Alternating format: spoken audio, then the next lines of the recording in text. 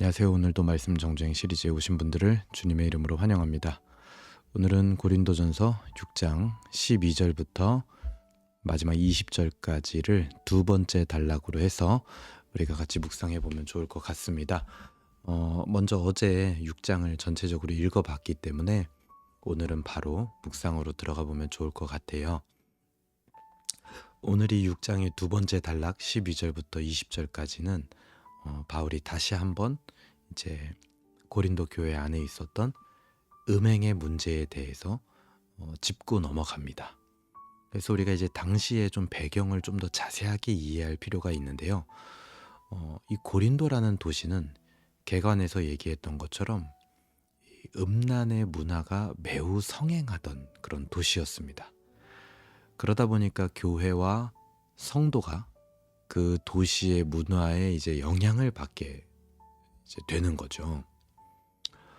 근데 그 중에서도 이제 어떤 고린도 교인들은 이런 생각을 했어요. 신체적 욕구의 문제는 가치 중립적인 문제다. 그렇기 때문에 몸을 파는 여인들과 관계를 맺는 것은 문제가 없다. 개인이 선택하는 거다. 라고 여기는 이들이 있었다라는 거예요. 그래서 바울은 이런 생각이 왜 틀린 것이며 지금 너희들 현재의 몸으로 행하는 일이 왜 중요한지 그것을 조목조목 알려줍니다. 12절에 보게 되면 이런 표현이 나오죠. 모든 것이 내게 가하나 다 유익한 것이 아니요. 여기서 모든 것이 내게 가하다라는 표현, 이 표현이요. ESV 성경 버전에서 보면 따옴표로 처리가 되어 있습니다. 그러니까 따옴표 인용부호죠. 인용부호. 이 인용부호인데 이 말, 모든 것이 내게 가하다라는 이 말이 아마도 고린도 교인들 사이에서 흔히 사용되던 표현이었던 것 같아요. 그것을 이제 나타내기 위해서 따옴표를 사용을 하는 거죠. 즉, 고린도 교인들은 문화적으로 이 몸이 원하는 것은 무엇이든지 해도 된다. 그게 문제가 있는 게 아니다. 라는 사상을 받아들이고 그런 말을 자주 했던 것으로 보입니다. 근데 하지만 바울은 뭐라고 합니까? 다 유익한 게 아니다. 그런 것들이. 그리고 특히 14절부터 15절까지 보면 예수 그리스도의 부활에 대해서 이야기를 하면서 그러니까 우리도 언젠간 부활할 건데 우리의 부활에 앞서서 그리스도의 부활이 있었고 우리의 몸은 그리스도의 지체다라는 사실을 명확하게 합니다. 15절에 말하죠. 너희의 몸이 그리스도의 지체인 줄 알지 못하느냐. 그러니까 이런 사실, 내가 부활하신 예수 그리스도의 지체가 되고 그것은 영원한 것이다라는 거. 그것이 현재 믿는 자들의 행동에 영향을 끼쳐야 된다라는 거예요. 다시 정리합니다. 내가 부활하신 예수 그리스도의 지체다. 한 몸이다. 부활하신 예수 그리스도와. 그리고 그거는 영원한 거다. 한 몸이라는 것은. 그렇기 때문에 그 사실이 현재 지금 믿는 자들이 이 땅에 살면서 어떤 행동을 하는데 그 행동을 하느냐 마느냐, 어떤 행동을 하느냐 이거에 내가 부활하신 예수 그리스도와 한 몸이고 한 지체라는 그 사실이 영향을 미쳐야 된다는 거예요. 오늘날 어떤 행동을 하는 거에 있어서 그 사실들이. 특히 바울은 이제 모든 죄가 이런 그리스도와의 연합, 그리스도의 지체됨과 양립할 수 없다. 그런데 그 중에서도 고린도 교회에 나타났던 음행의 문제는 더욱더 그러하다. 16절 보세요. 창녀와 합하는 자는 그와 한 몸인 줄 알지 못하느냐. 일러스되 둘이 한 육체가 된다 하셨나니. 특히 이런 성적인 연합은요. 영적 요소가 강력하게 개입된다라는 것을 알려주는 겁니다. 그렇기 때문에 정상적인 관계 외의 성적인 연합은 그리스도에 대해서나 혹은 자기 개인의 몸에 대해서나 좀 매우 특별한 죄가 된다라는 거예요.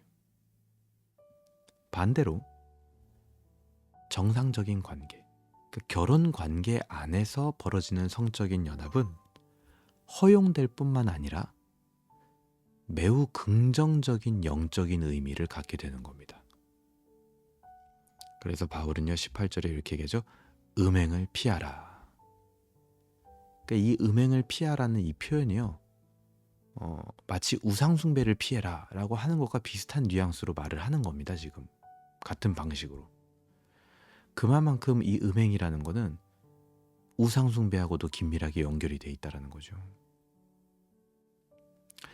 그래서 지역에 있는 교회를 성도들 모두에게 하나님이 맡기신 것처럼, 그리고 또 우리가 다니는 직장이나 사업장, 그리고 가정의 일, 교회의 일, 이런 것들 모두가 하나님께서 성도들에게 맡기신 거죠.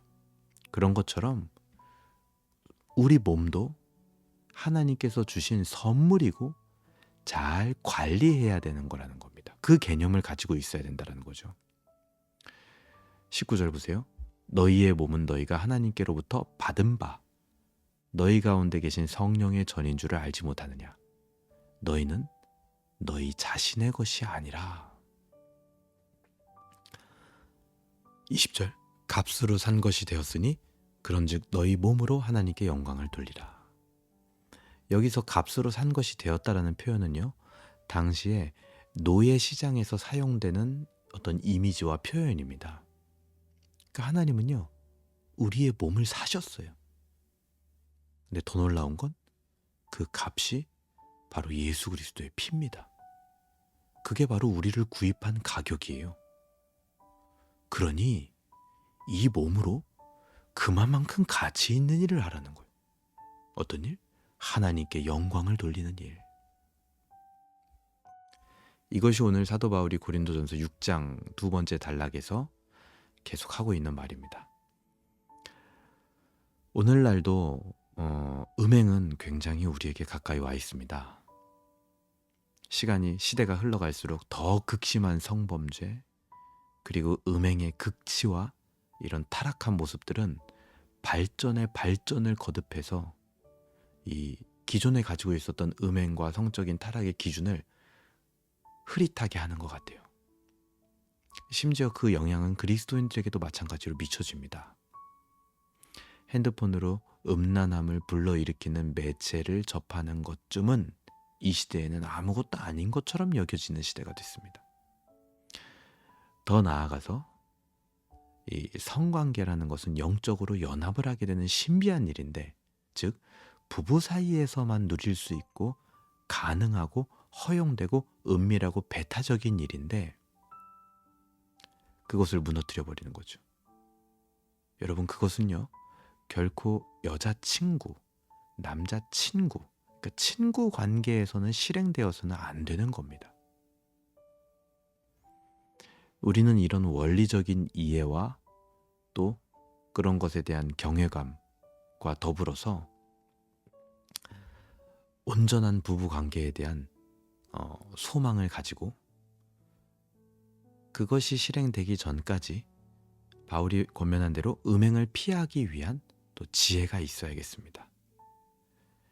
그래서 기도와 간구로 하나님께 아뢰되 무엇으로 음행을 우리는 피할 것인가?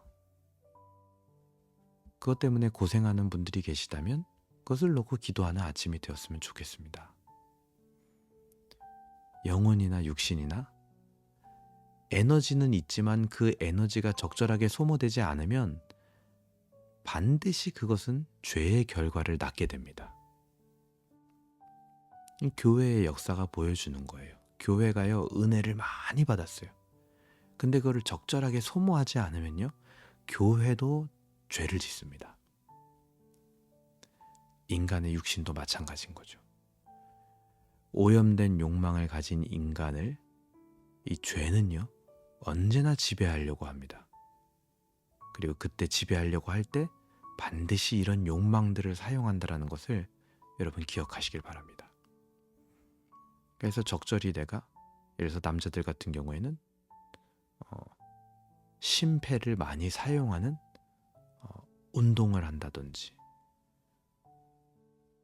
어떤 취미를 갖는다든지 그런 것들은요, 지혜롭게 나의 에너지를 소모하는 일이 되는 거죠. 그래서 그런 여러 가지 지혜를 하나님 아버지 앞에 구할 수 있으면 좋겠고, 또 그런 문제들마저도 하나님 앞에 고민하며 또 하나님께 기도하는 그런 저와 여러분들이 될 수 있기를 주님의 이름으로 소망합니다. 제가 기도하겠습니다.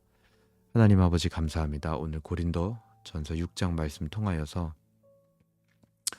고린도 교회가 정말 심각한 음행의 문화에 물들어 있었음을 우리가 다시 한번 발견하게 됩니다.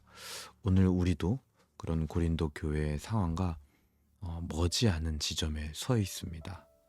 하나님, 이런 음행의 문제들도 하나님 앞에 가지고 가서 간구하며 기도할 때 하나님 지혜를 허락하여 주시고, 무엇보다 우리가 예수 그리스도의 피값으로 사심받은 육체라는 사실을 잊지 않게 하여 주시고, 그래서 그 육체를 가지고 하나님께 영광 돌리며 또 하나님께 영광 돌리기를 준비하는 그런 지혜로운 자들 될 수 있도록 은혜를 베풀어 주시고 인도하여 주시옵소서.